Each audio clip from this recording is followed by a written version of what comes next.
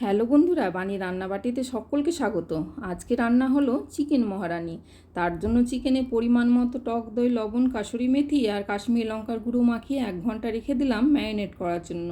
শুকনো খোলায় জিরে, ধনে, মৌরি, তেজপাতা, শুকনো লঙ্কা, গোটা গরম মশলা, জয়িত্রী আর বড় এলাচ ভেজে ঠান্ডা করে গুঁড়ো করে নিলাম। মিক্সিতে আদা রসুন লঙ্কার পেস্টটা করে কয়েকটা আমন্ড, বাদাম আর কাজু দুধ দিয়ে পেস্ট করে রেখে দিলাম। এরপর কড়াইয়ে সাদা তেল গরম করে পেঁয়াজ কুচিটা দিলাম। পেঁয়াজটা একটু লাল হলে 1 চামচ চিনি আর ম্যারিনেট করা মাংস আর আদা রসুন লঙ্কার পেস্টটা দিয়ে ভালো মতো মাংসটাকে কষে নিলাম। এরপর ভাজা মশলাটা দিয়ে আবার একটু নাড়াচাড়া করে দিলাম বাদাম বাটাটা, আবার একটু নাড়াচাড়া করে দিলাম গরম জল আর পরিমাণ মতো লবণ। ঢাকা দিয়ে দিলাম সেদ্ধ করার জন্য। মাংসটা সেদ্ধ হলে ঢাকা খুলে গোলমরিচের গুঁড়ো, কয়েকটা কাঁচা লঙ্কা ছড়িয়ে দিলেই রেডি হয়ে গেল আমাদের চিকেন মহারানি। আজকের মতো রান্নাটা এখানে রাখছি। চলো সবাইকে টাটা।